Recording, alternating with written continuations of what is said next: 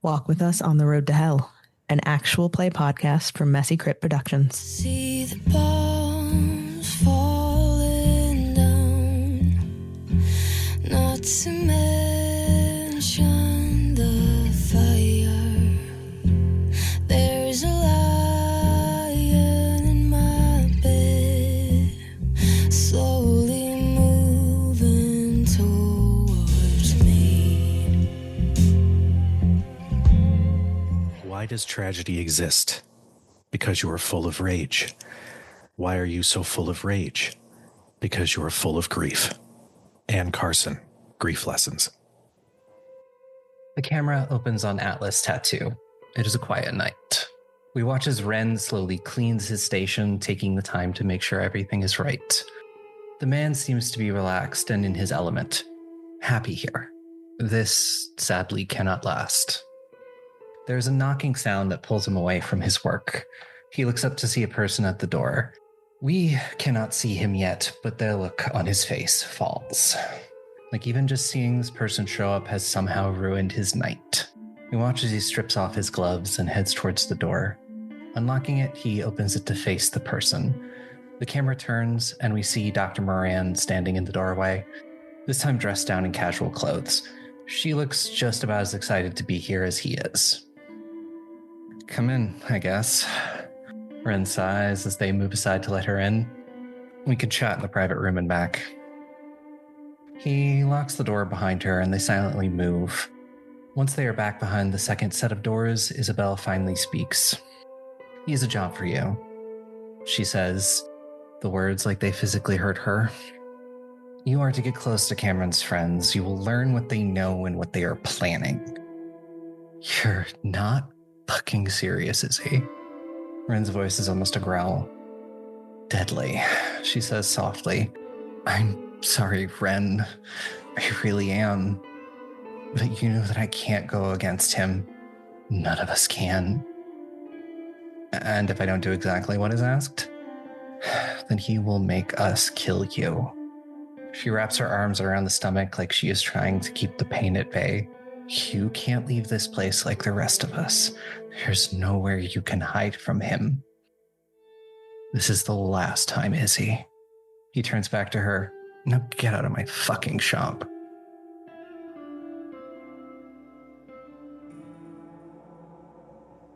So, it's been a couple of days since you all dealt with the wraith, and how were things going, Lola? What do you mean? You know, how it's been a few days. What have you been up to? Oh, storyteller, I'm fine. Business is booming, especially in a town like this. Everybody's got to fucking get away from it. True. Yeah, that is fair. It's probably 3 or so days after the whole wraith incident that you get a text on your phone, text from Xav that says, Lena got line about house party tonight. You up for good time? Always, is what I respond. You were sent an address of a place near Marlin Bay College. It's some college student throwing a party. Works for me. I'll make sure to show up with bells on. Great. Now we'll see you there. Do you do anything in particular to prepare for said party? I mean, it's the usual everything, shower, dress appropriately for a shitty house party. Probably a couple of party favors that I'm going to bring along. Of course. Spread the business. Of course. The crucifix that I was wearing at the wake, that's stayed on, just coincidentally since then. Coincidence? It's a nice piece of jewelry. It's the heirloom or some shit, whatever. Yeah, it's Friday night at this point, and it's been almost 2 weeks since Cameron's death, so things in this town are kind of back to normal as they are in Marlin Bay. You approach the house party, and even blocks away, you can hear the thump of the bass music.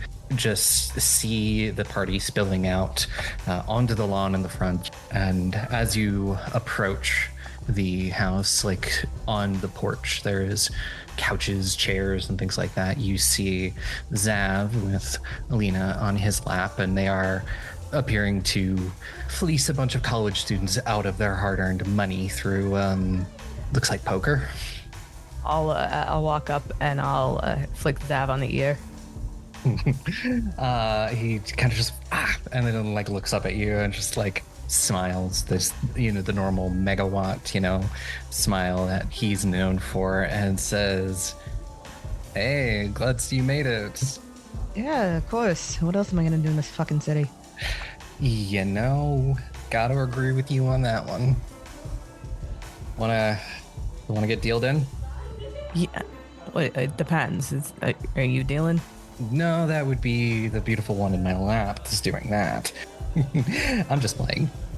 There's a bit of a squint, but I will sit down. Yeah, all right, deal me in. This is sort of just your standard poker, people toss in not that much money that's being put into the pot. Like most people are throwing like 10, 20 bucks in the pot. But it's probably amassed about $150 so far. Yeah, okay. If you would like to try and win the pot out from these two, could you give me a manipulation subterfuge roll? I'm gonna make sure that I'm leaning forward a little bit with the cut of my shirt the way it is. I am not above playing dirty. If that is a man of simple tastes. No, he he's likes real beautiful people and any way they come. He is real fucking dumb. 6 successes with a critical. Yeah, that'll do it.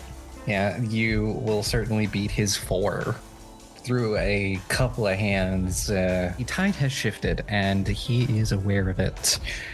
And after probably about the third hand, where you handily bluff your way through this, and Lena gets up off of his lap and pats him on the head and says, "I'm gonna go grab a drink. Anybody else want something?" You know what? Whiskey, if they got it, babe. Oh, of course. And she sort of floats into the house. You and Xav have kind of fleeced about at least this group of college students out of how much they're willing to spend at this second. So you are handed the pot of about $150, and this group kind of disperses, and Xav reaches into his pocket, pulls out a blunt, and lights up before handing it over to you. I will handily take that pass on the puff puff. You'll spend a few minutes passing it back and forth, and Xav's just eventually is just like, "So, how things been?" Good. You mean like emotionally, ecumenically, physically? I'm bad with emotions, but I know you lost a friend recently, and I just wanted to check in that you were all right. Friend is a very loose term. Someone you were kind of, friendly with. I don't know what else to tell you, but we, saw the coffin, said goodbye. That's what you're supposed to do, right? Yeah.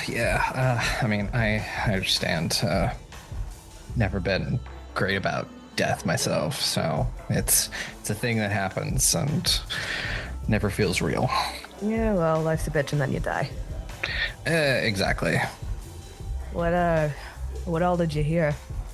Everyone was saying the whole story about her falling from the beach cliffs, but God, it's hard to believe. I mean, I remember seeing her that night. She was drunk, but wasn't that messed up? I don't know. She was pretty blitzed when I saw her. Certainly seemed to sober up near the end, but how the fuck do I know? Like, you saw her or something? She and I had been come to the bar, flirted a few times. Feels weird to be like, yeah, I had sex with the woman who died, but It's real classy, Xav. I didn't know she was gonna die. She was hot, and Lena said it was fine, so. Okay, yeah, no, because you're both a pair of sluts. Yeah, as long as the other one gives the okay, go for it. Xav, how long have you been in Marlin Bay? Oh, let's see. About 7 months and a couple of weeks. Fucking car broke down and we just never left. That is the most depressing thing I've ever heard. Yeah, no, it was our big, let's see America thing. Let's fuck our way across America thing.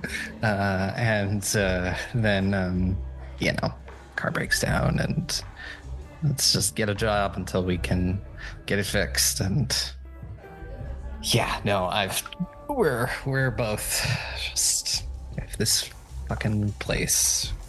Oh. Hey, storyteller. Yeah. You full of shit? Yeah, give me a wits insight roll. You know what? We're gonna willpower it. Because I'm nosy. 3 successes.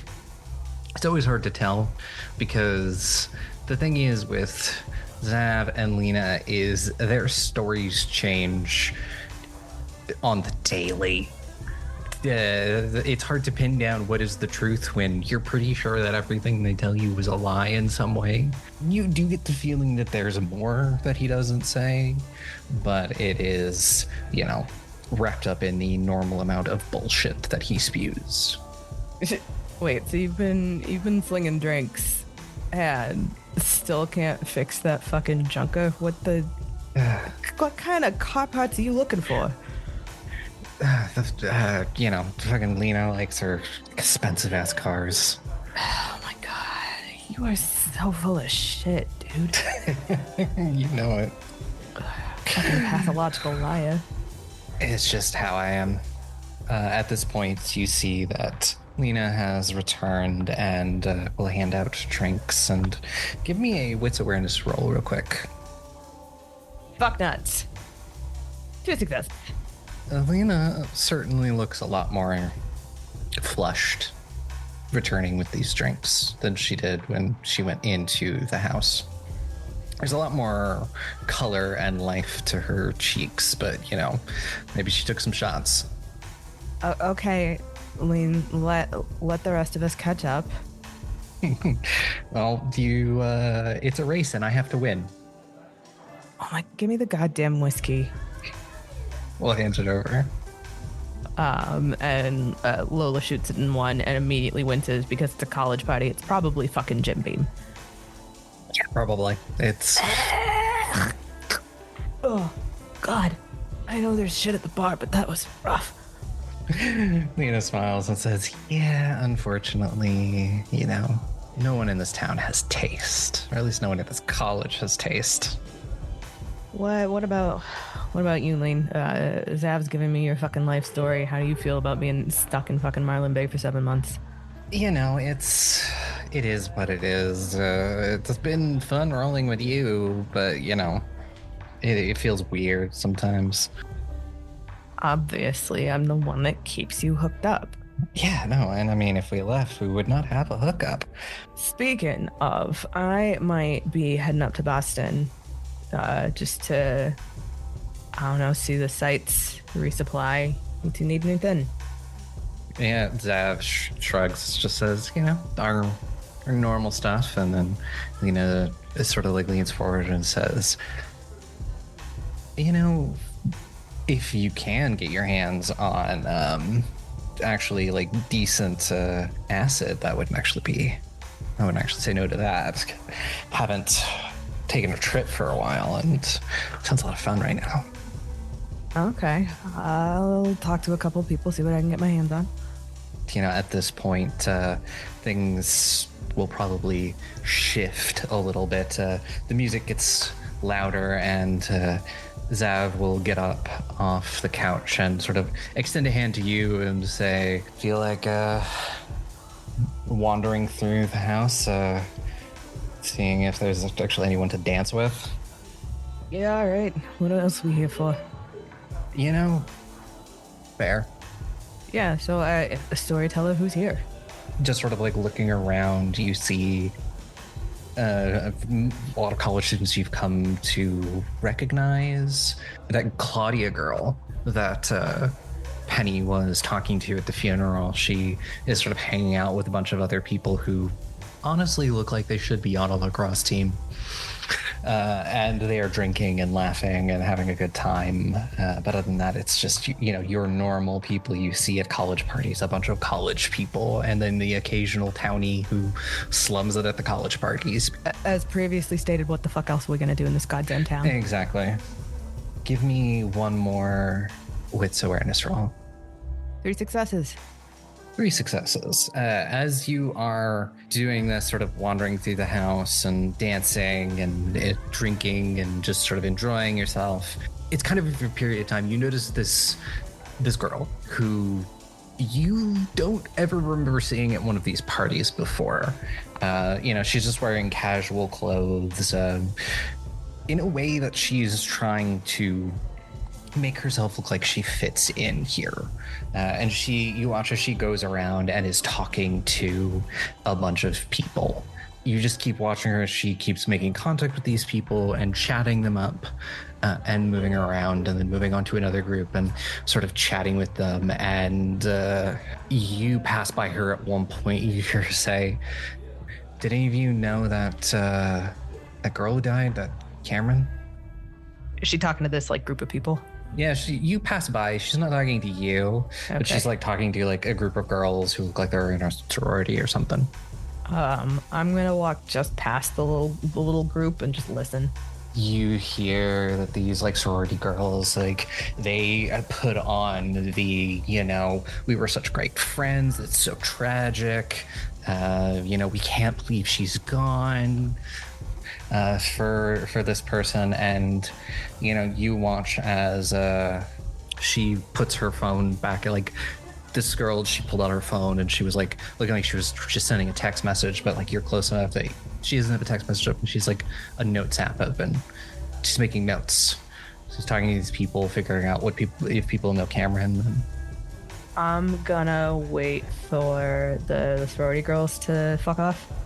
And then I'm gonna walk past this girl, and as I do, I'm gonna just lean down and tell her, "Sweetheart, if you're gonna try and play Scooby Gang, you probably want to put a screen protector on your phone so people can't read over your shoulder."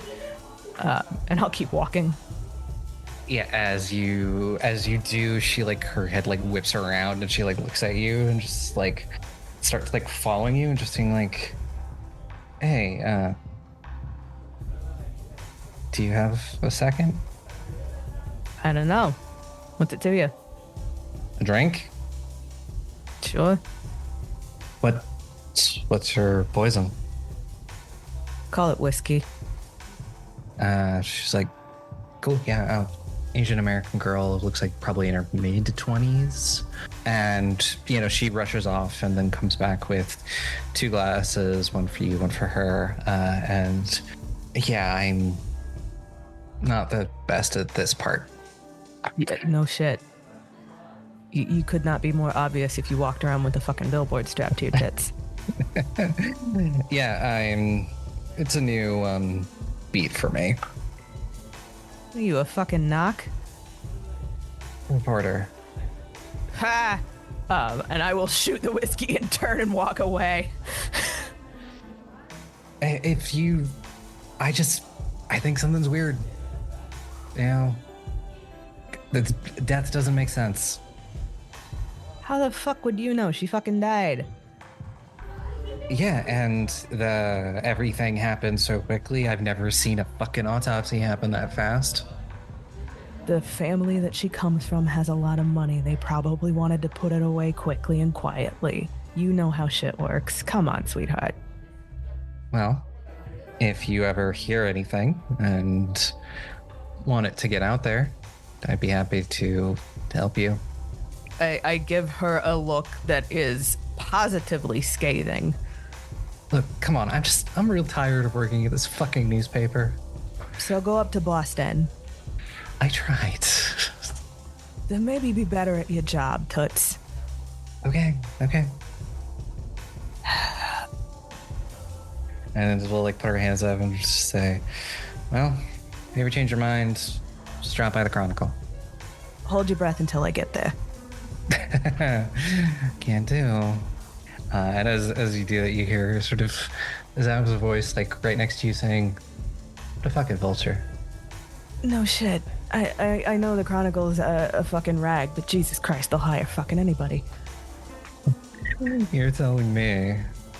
Yeah, she was poking around the bar the other day while I was working a shift and asking people about Cameron and everything that happened. Oh, did you have a nice little one-on-one? Did you have a fucking interview with her? No, I actually wanted to keep my nose out of that one. I'm a slut, but I have standards, darling. I'm proud of you. That's gross. It had to happen eventually. I don't. Why people gotta make such a big fucking deal about it? Sharks smell blood in the water. Ugh. You know, they hear the fucking Ashdowns are fallen from grace and everyone wants their piece of the pie. Dead rich girl. Yeah, nothing. Probably hopes to spin it into like Netflix thing or something, podcast maybe. Ugh, gross. Oh, I hate that shit. That's tacky as fuck. Incredibly. Oh my god. All right, I'm entirely too sober to be dealing with these little shit bags. And I will pull a dime bag out of my jacket and like flick it. Yeah, well, I'm always game. Okay, let's go. Camera moves away from you as you drag Xav somewhere to have some fun, and we focus in on Mason. Which of the few bars that are in Marlin Bay, which one are you most likely to go to? Riptide. Yeah, it's a Friday night at the Riptide, and some shitty punk band from Portland is here playing music. Is that what they're calling it? It's more of just slightly coordinated noise. Jesus fucking Christ. Joy. People at least gives them an excuse to jump around in the pit and hit other people. You know what? Gotta get it out some way. What is Mason's poison of choice? Are you just a pure beer guy, or are you going for the harder stuff? Harder stuff, especially lately. Probably Jack. Just fuck it. I don't give a shit. I'm not somebody who orders quality anything. So if it just gets the job done, works for me. Yeah. Give me a dexterity athletics roll real quick. 3 successes. 3 successes. So you managed to hold on to your drink. This is kind of drinking here is a contact sport, and as this sort of like burly guy like is shoved into you, he sort of pushes past you to the bar, and kind of puts his hand up to signal, try to flag down Carter, things are very hectic behind the bar because it seems like they're short a bartender. The moment the big dude pushes past me, I kind of shove him back and be like, hey, watch where you're fucking going, dude.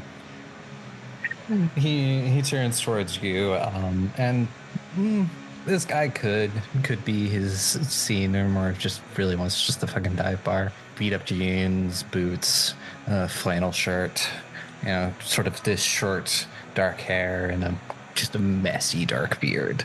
And it's just like, standing room only here. Sorry. Yeah, well, go fuck yourself and maybe watch where you're going. How about that? Yeah, fuck you too. Asshole. You see Carter come over, and he sort of, he nods at this man, and he's just like, Griff, what can I get you? And Griffin gives him his order, and you watch as Carter, kind of grabs a couple of beers, pops the tops, and hands them over, and nods. And Mason, give me we'll do wits occult roll. 3 successes on 4 dice. As this man, Griffin, is standing next to you, you get that feeling. You get that feeling, the prickling and on the back of your neck. I down whatever is left in my glass, and I kind of push like up to the bar next to this dude and sort of slam my glass on the bar. Carter, one more. I need one more. Carter comes over at you and sort of gives you the up and down, and then refills your glasses. I will take it and immediately distance from big dude, but go find another spot at the bar.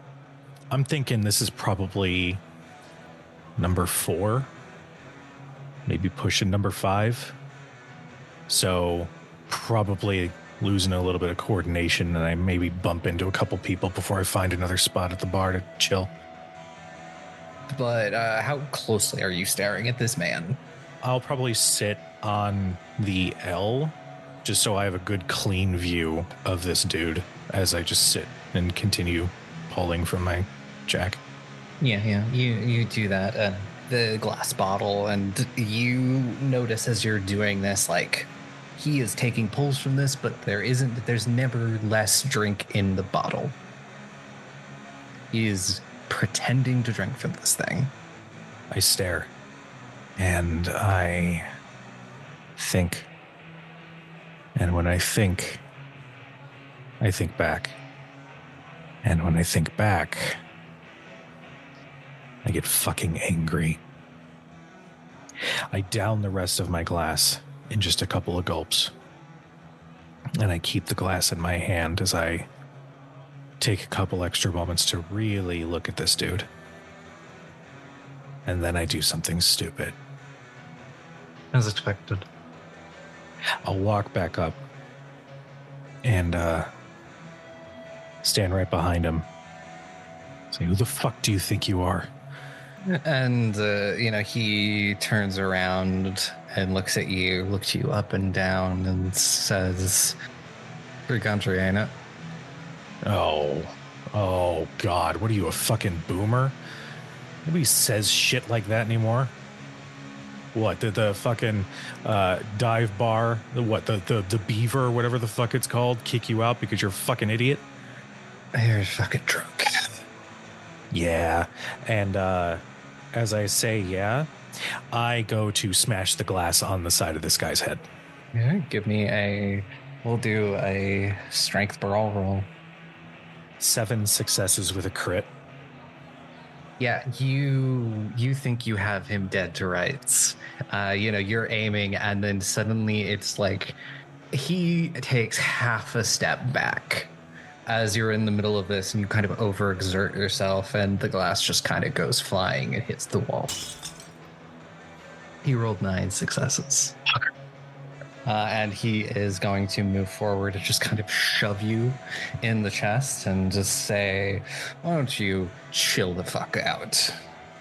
I'll chill the fuck out after I make sure you eat your fucking teeth. And I'm going to try to punch him in the fucking mouth. Yeah, he is, if you want to meet this attack with an attack, go for it. He is not trying to hurt you, but he is trying to get you out of his space. So if you want to do dexterity brawl again versus his dexterity athletics. 3 successes. So he willpower re-rolled into 6 successes. Yeah, he shoves you, you fall back, you fall into someone else in the pit who is now turns around and they are drunk and they want to fight, and they are going to take a drunken swing at you. Okay. But he is just sort of standing there. You watch this man sort of put his just sort of beers back on the bar, and it's just like, "We doing this?" Yeah, we fucking are, dude. Go fuck yourself. And unlike before, I'm gonna try and kick his fucking kneecap. I'm gonna try and bend this fucker's knee backwards. Yeah, he is gonna swing a punch at your face. All right. This strength and brawl? Or dex? Yeah. Okay. Yeah, he's meeting an attack with an attack, so. Need one more to get a crit. 4 successes. So yeah, you will get him and kick him in the knee and deal some superficial damage to you. He's also going to clock you in the face. Actually, there's going to be 1 aggravated damage as you feel like your cheek split and blood. And I am drunk and I am angry enough that I'm going to try to fucking tackle this dude at the waist and try to bring him fucking down to the ground. That is 5 successes with a crit. Yeah, you will, he only got 2 successes in that roll. So yeah, you will get him around the waist. You know, you go against the bar and, kind of slide down and you're now on top of him. You know what?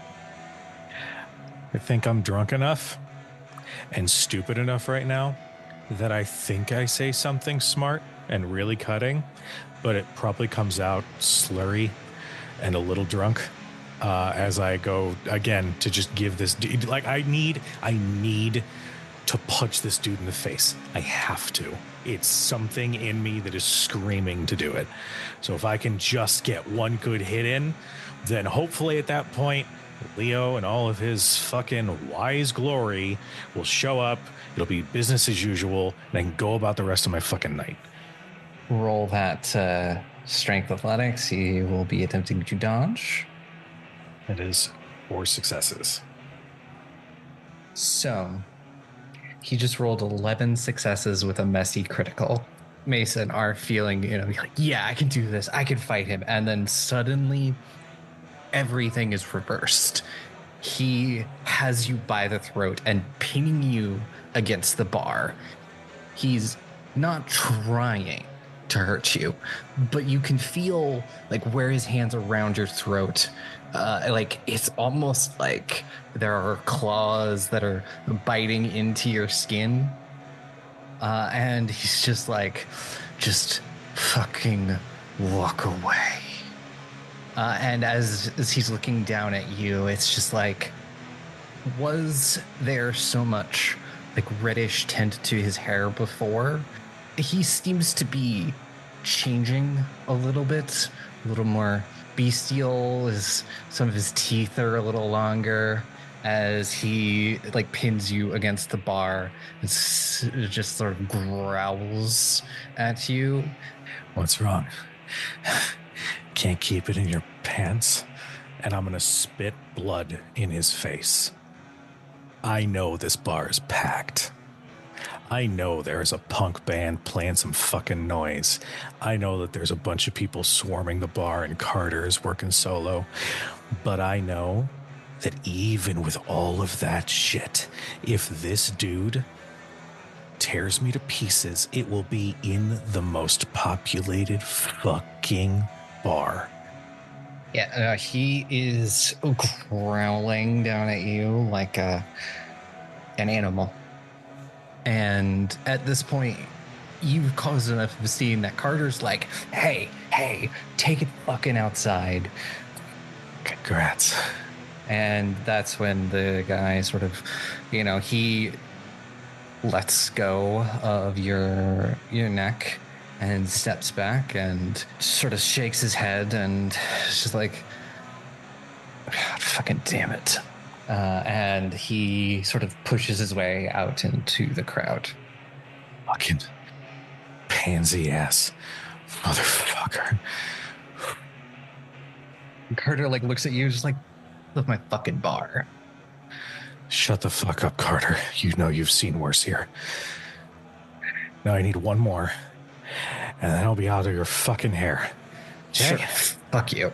And we'll pour you the fucking shot glass of whatever you're drinking, and then just say, drink this and get the fuck out. You have to tell me fucking twice. And I down it. And that adrenaline is coursing through me, and I pull out my phone. And I just text Leo. Where the fuck were you? You're running late. And I just sort of toss the phone on the bar. You do that. There isn't an answer from Leo, but About 30 seconds after you've tossed it on the bar and you're sort of collecting yourself to leave, your phone starts vibrating. Yeah, fuck. Who is it? In this state, do you look at who it is before you answer, or you just answer thinking it's Leo? Probably not, actually. Yeah, I'll just answer. You answer and you say, Where the fuck were you? I got into a bar fight and you weren't here to be the fucking knight in shining armor. and there's silence on the other end of the line. You hear the sound of a sigh, a woman's sigh. You can tell. And you just hear, fuck. And then the line hangs up. Help. Fucking. Can I see the number? It is not a number that's in your phone, but it is a Chicago area code. No. No, I'm going to call it back. Calls and it rings and it rings and it rings. And then eventually someone picks up and is just like, why are you calling the phone in a bar? Well, when somebody from my old fucking haunt decides to touch base, I tend to put everything to the wayside. Who the fuck is this? I don't know, just I'm at a fucking bar. You called this number. Oh. Wait, hold on. You call me. I didn't call you. I have a fucking number saved in my fucking phone, dude. Yeah, buddy, you just called the fucking payphone in the back of a bar. What bar? The Lucky Strike. Yeah, you might have been to it once or twice. Just sort of a shitty bar in a shitty part of Chicago. Did I recognize the voice? Give me a intelligence resolve to think back on the sound of the voice. That's 3 successes. No, it can't be that. It can't be that. She's dead. Hey, dude. Sorry. Did you see anybody leave the payphone before you walked in? I don't know, some chick made a phone call and left. What did she look like? What color hair? Anything like that? I think it was fucking. I guess you'd call it dirty blonde. I don't know. It's just fucking hot. I hang up the phone, and I step outside the bar and I call Leo. Yeah, no. As you call Leo, and Leo will pick up after a couple of rings, and it's just like, are you okay? Everything fine? Sorry, it's a shit show tonight. I need, I'm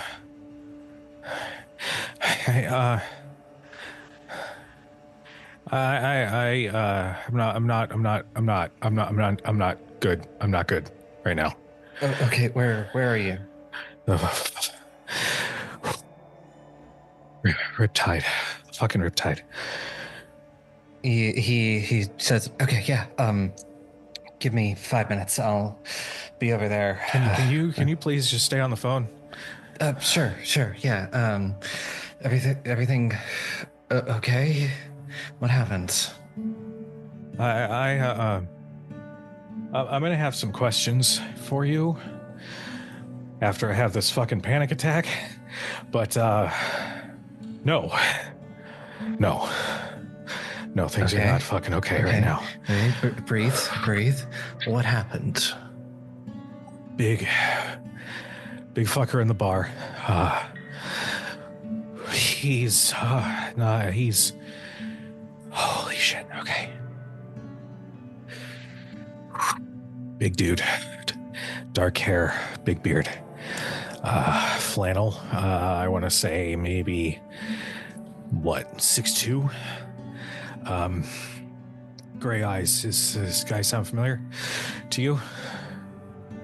Yeah, he says, fucking park ranger? Griff? I think. Griffin, yeah, Griffin the park ranger. Fuck, he's a vampire. He's I think I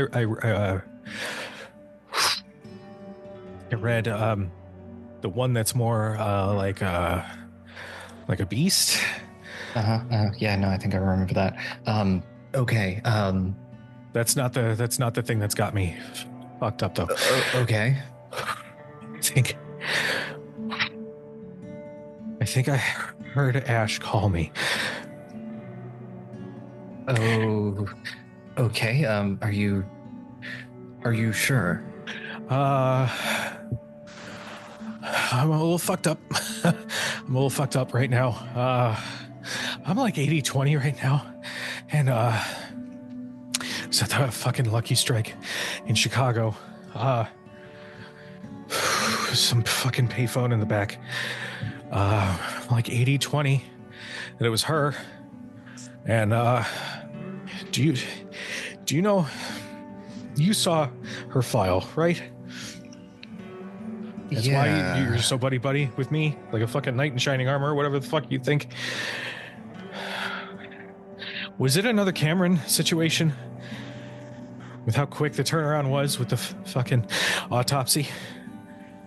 Yes.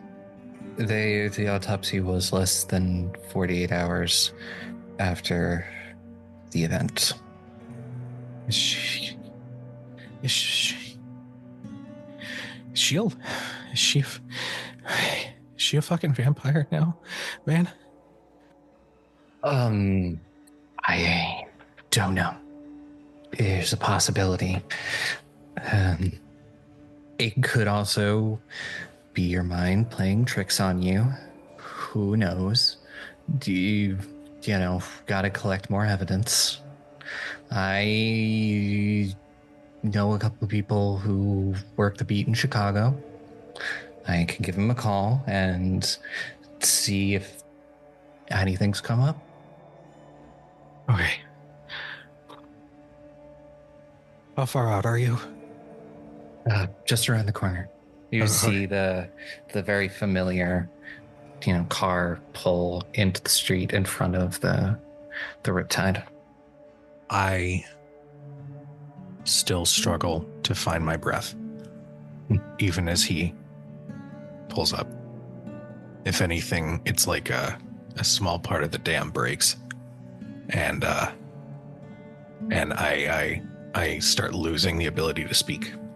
He gets out of the car, kind of moves to you and is just like, "Hey, look at me. We'll figure it out. We will figure it out. If there's an answer, we'll find it." They said they couldn't do an open casket because she was fucking mauled by fucking. Breathe. Just in, take a deep breath. Release. Can I crash on your couch or something, man? Of course. Get in the car. Well, I'll drop you by. I've still got a couple hours of my shift to finish up, and then. Okay. And I will get in the car with Leo and ride back with him. Yeah. I keep staring at my phone, waiting for another call to come through. It, at least that night, doesn't. And Lola, we move back to you. I take it the rest of the party was a success. I sure hope so. Otherwise, I did all that coke for nothing. Well, the other two certainly enjoyed themselves. Give me a intelligence plus resolve roll. Fuck. 2 successes.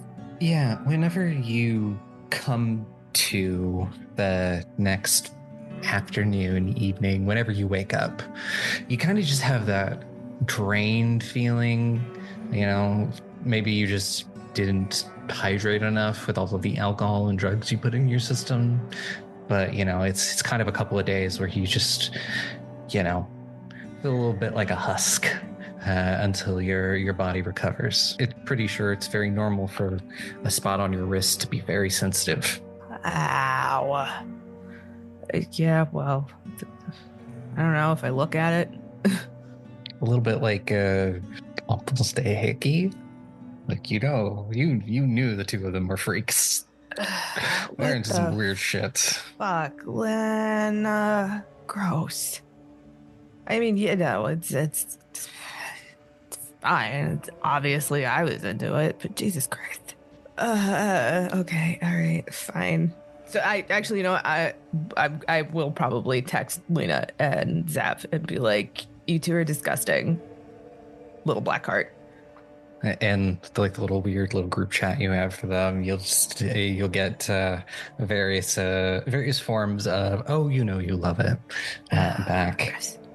Storyteller, to be perfectly honest, there's some other shit that I wanted to kind of look into while I was, away from the cell or whatever. Is that what that's called? That's what Leo said it was called, right? At the cell? Yeah, that's you're relatively sure that's the correct term. Okay, whatever. There's still that guy that was like asking questions about me at the bar. Mr. Alaric Valentine. What kind of fucking name is Alaric? Seriously. Who knows? Oh my god. Okay. So like, I don't know, like where would a gentleman of that fucking caliber with his goddamn Italian suits end up in a shit town like this? He owns the movie theater. It's kind of his pride and joy. He's put a lot of work into fixing it up and retaining as much of the original atmosphere while making it a comfortable modern experience. There are fancy restaurants, not many, but there are a couple, and there's the other bar, which kind of caters to the people who don't want to go to the dirty crust punk bar or we're a bunch of old rednecks bar. Those are the technical terms. Yeah, you know what? I'm gonna go to one of the slightly nicer establishments, and I will dress appropriately. So the jeans do not have holes in them. The shirt is actually like a button up. I actually clean the fucking leather jacket and all that shit. It's like, okay, yeah, it's like, I don't know, clean biker chic or whatever. With streetwise roll? Case in places. I'm going to willpower that because that was bullshit. Oh, fuck you. 3 successes. You get to sort of like one of the upscale restaurants here, Le Maire. You get one of the waitresses or the hostess actually to tell you that he is having a meeting with the mayor, Yasmin Azimi, to talk about future restoration projects in the city. Who is the current mayor? She was the deputy mayor when Charles Ashdown passed, so she took over his spot and has currently just been the mayor for at least until the next election. I'm gonna post up at the bar and just watch, and like, I'm not being incredibly subtle about it, but I'm not like outright staring. Like, I want him to see me. You do, and you're probably there for about 30 minutes. When sort of out of one of the back rooms, you watch sort of a woman in her probably early 50s, followed by sort of a younger man. This one is not Alaric, probably some sort of aide or assistant or something. They leave first, and they're talking very animatedly about something. And then probably about 10 minutes later, this man in the bespoke Italian suit, slicked back dark hair, well-groomed beard, comes out of the back room and sort of like looks around and will see you at the bar and cock his head slightly. I will raise my martini glass to him. Do anything else beyond that? No. I mean, he's looking for me, ain't he?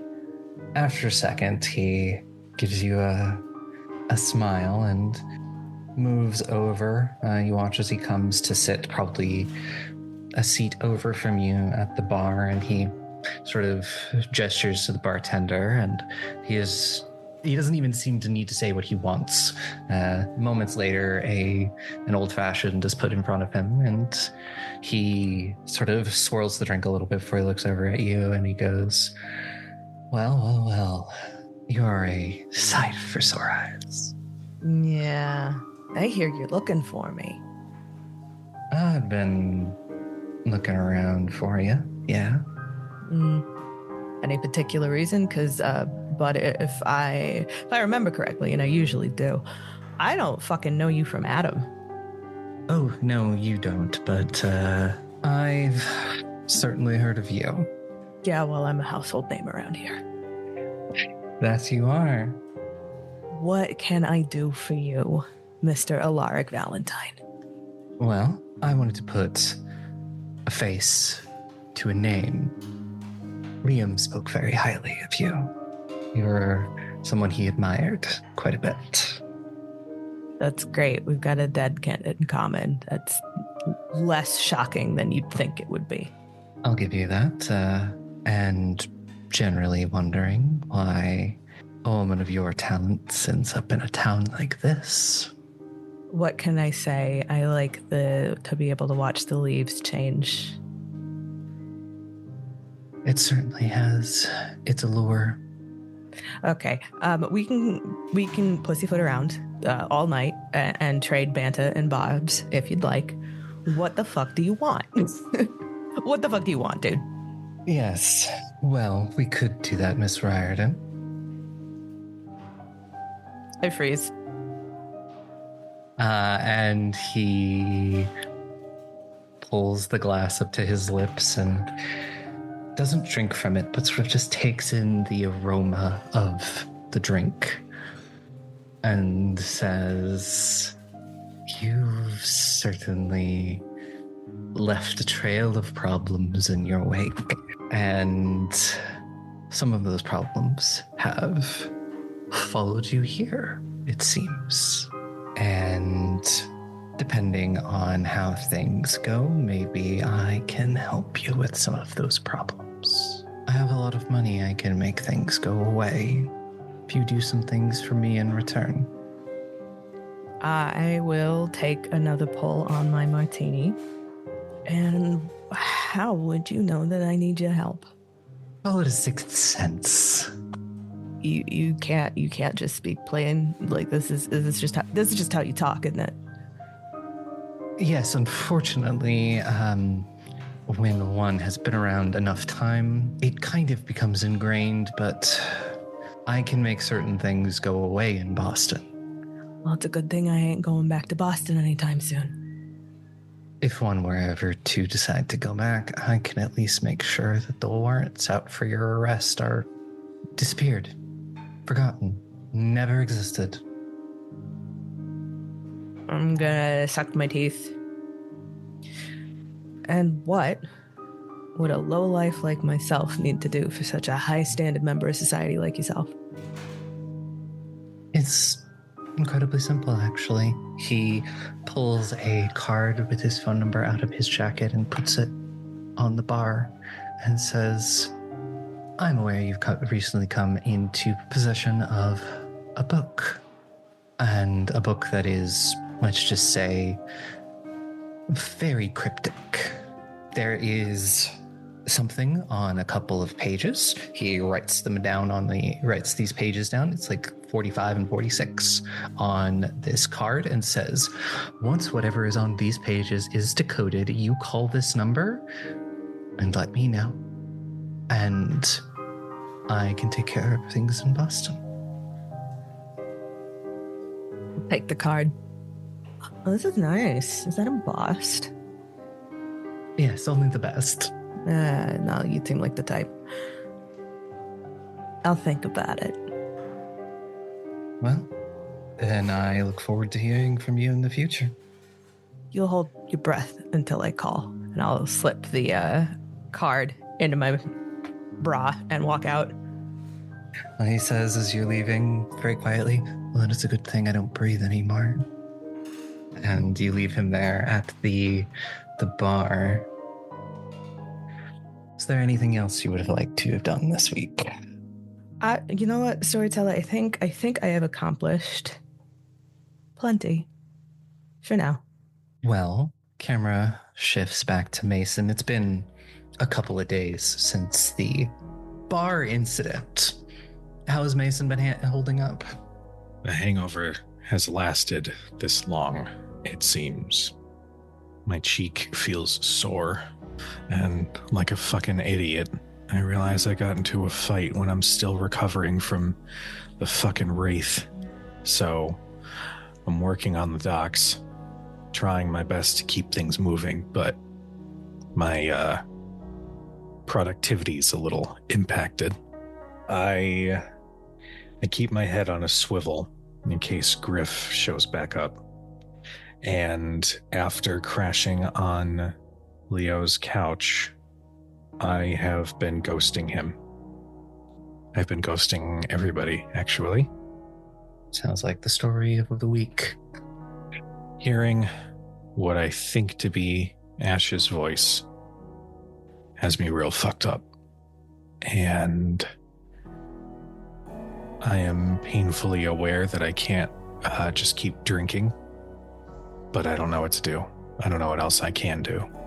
And after the third call from Leo that I block, I eventually decide to do something.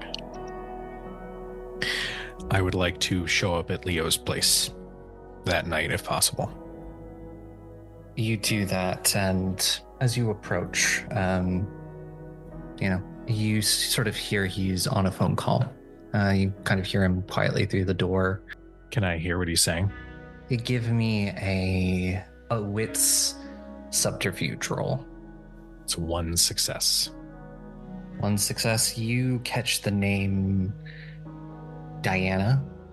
He is deflecting questions about the tree. He's never outright asked you if you torched the tree, but you're relatively sure he knows you did. And he seems to be talking to somebody named Diana about the tree itself. I'm going to do something that I have not done so far this story, and that is that I'm going to be considerate and let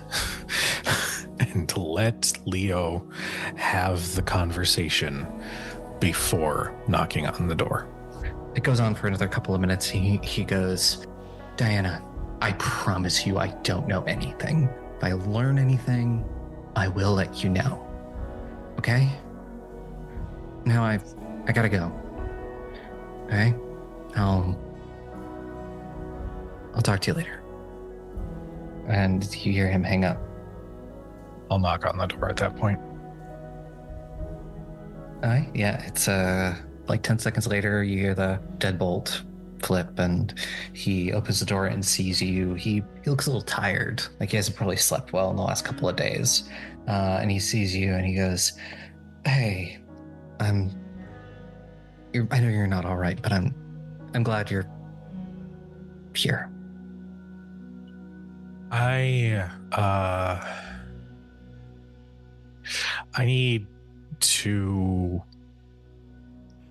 to figure out how to navigate this, because I don't really know how. I'm fucking angry all the time. And the other night really fucked me up. Yeah. Come on in. We shouldn't have the conversation in the hallway. I'm gonna just paranoid just glance out on the street one more time just to see if I spot anyone. Give me a wits awareness roll. 2 successes. I don't see anyone. The moment we kind of get into his home, I turn and just say, "All right, I need you to not bullshit me.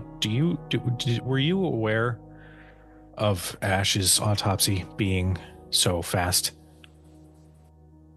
I had my suspicions, but I did not want to share anything if I was wrong.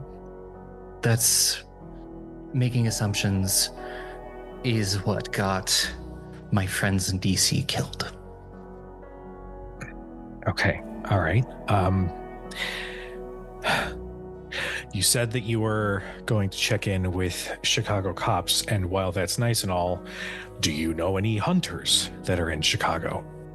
No, I do not, but I still need to reach out to Penelope's uncle, who hopefully can put me in contact with some other hunters. If she's a lot, well, if she's now one of them, I don't know what I'm going to do. I don't know how I'm supposed to be. All I know is that I don't think I could take that. And I also know that whatever knight in shining armor you're trying to be is nice. I'm not in the best state of mind right now to be able to communicate in a normal and human way. So I guess my question right now is, what's stopping you from reporting what happened to the tree? Other than the fact that nobody will fucking believe me. Talk about a ghost trapped in a tree, and look, I wasn't there. I know I have nothing to gain by turning any of you in. We're working together. I understand why you did what you did. Do I wish I'd been informed before? But, I understand things happen in the moment. I could have run interference, but I'm not going to turn you in. I'm not going to turn any of the rest of your friends in for it, because it needed to be done. We needed to get rid of Paul. My duties as a hunter always came before whatever I had as a detective, because sometimes to get the actual justice you need to work outside, because our laws don't fucking have stuff in them for vampires and wraiths and shit. I have a question. Why do you keep bailing me out of shit? At first it was seeing that you'd had a shit life, and I understand what that's like. Losing people who are close to you, and it fucking tears you up, it destroys you inside. And just wanting to do what I can so that it just doesn't destroy you further. And then I just kept doing it. And honestly, I don't know why I kept doing it. And I keep doing it now because you're important to me in a way. Well, I don't know what to do with that. Yeah, well. I'm kind of a fuck rag to like everybody. Yeah, but you're a fuck rag to everybody, so wasn't expecting special treatment or anything. Just, kind of stands there in silence, probably like you're on opposite sides of the kitchen table. Fuck it. And I walk across the fucking kitchen and I kiss Leo. Yeah, you do. He will return the kiss. At one point it'll break and I'll just say, just to be fucking clear, I don't need you. Yeah, just fucking shut up and kiss Great. me. Cool. Fade out on that. And eventually the week ends and we'll figure out what exactly draws you all back together around this strange book and continuing to unravel what Cameron was doing with it, who is Saga Abernathy, and what this book has to do with anything that is going on. Next time.